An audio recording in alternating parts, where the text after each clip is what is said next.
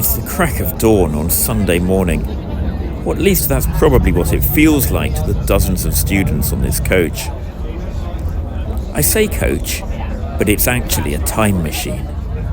You see, as well as carrying us north from the University of York to Rievaulx Abbey on the edge of the North York moors, it's also transporting my friend Mark and I back 2 decades to when we were students at the University of York, and when we used to get up each Sunday morning and join the Outdoor Society on a coach, perhaps not quite as luxurious as this one, on a trip out to somewhere in North Yorkshire for a wonderful hike in the great outdoors and perhaps a beer and Sunday lunch along the way.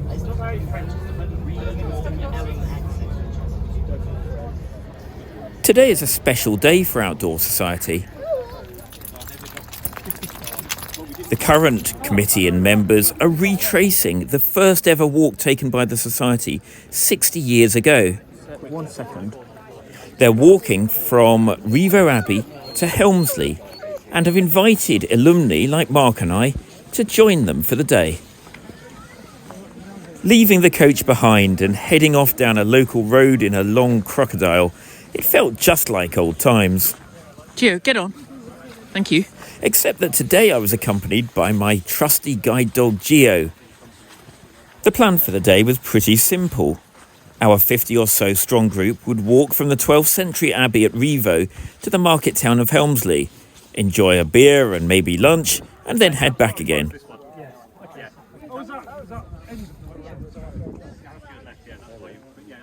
The route to Helmsley was only about 2.5 miles, but progress was quite slow going with a group this big, particularly given the occasional kissing gate we had to pass through along the way.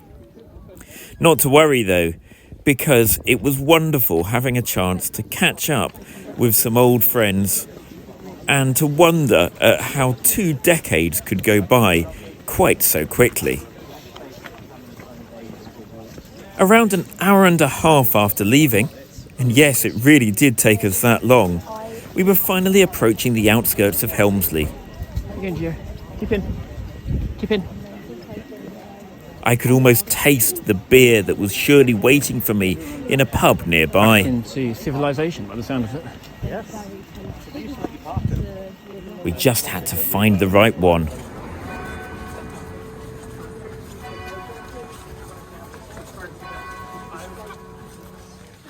Before long, we found the perfect spot, the Helmsley Brewing Company.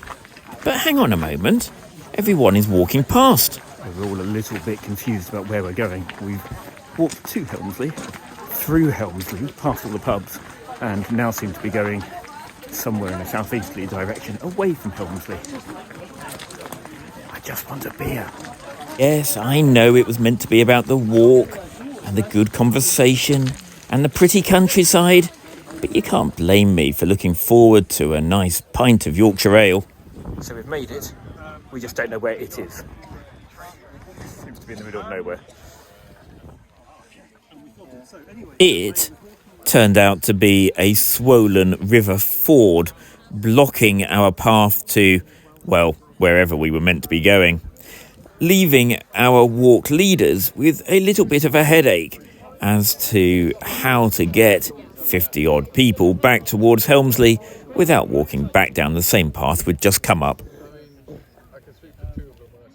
Well, evidently, map reading skills didn't die out with the advent of the iPad, and before long, we had a new path, paralleling the original one and heading back towards that pint of beer.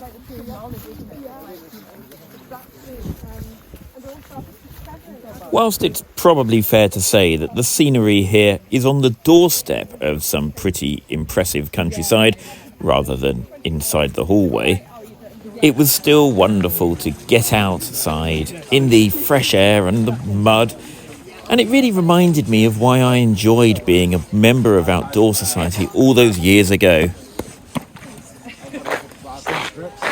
That said, I would be lying if I suggested that part of the attraction on going on the walks wasn't the pubs that we would stop at along the way and those nice pints of Yorkshire ale. Gio's on a right one.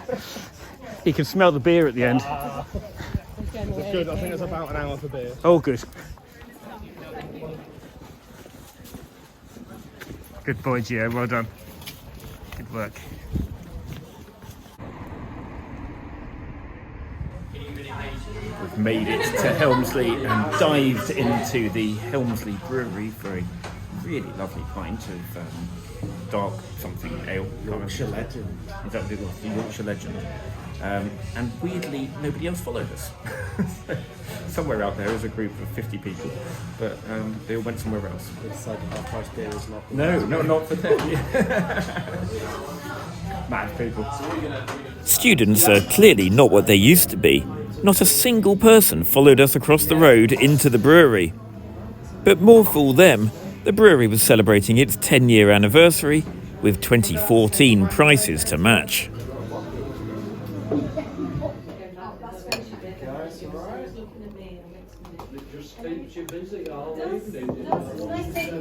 Glorious, thank you very much. Go and work out where everyone else is. And I couldn't get hold of them. Well, it turns out that students are much more sensible than they used to be, and people had gone off and found themselves lunch, or maybe gone and nosed around the local church. But anyway, once we'd all done our thing, we met up at a local car park and headed off back in the direction of Rievaulx Abbey. 20 years and they look completely different. You're like, they look familiar. But I remember You don't. Yeah, I look. The walk back was, well, much like the walk out, albeit with a bit more of a chill in the air, with the sunshine now well gone and the evening starting to draw close. I hope you'll forgive me for not having filmed the most exciting bit of the walk, descending and then ascending again, about 30 steep and slippery steps, but I was far too busy holding onto Mark's arm for dear life. But with that behind us, finally the end was in sight, for those who could see it at least. Gio was on his last pause, and I was looking forward to the end as well. Come on, Gio, let's go. Come on. Good boy. Back at Rievaulx, there was a surprise in store for the alumni. A newsletter of newsletters, produced, apparently, on a real typewriter, and given out to everybody as a memento of this lovely day.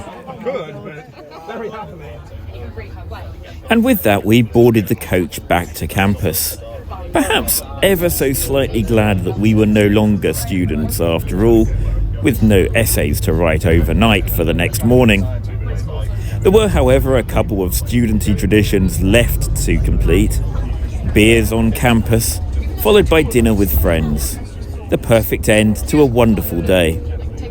I'd really like to thank Outdoor Society for making us feel so welcome. And I think we are all looking forward to the next anniversary, hopefully in less than 20 years.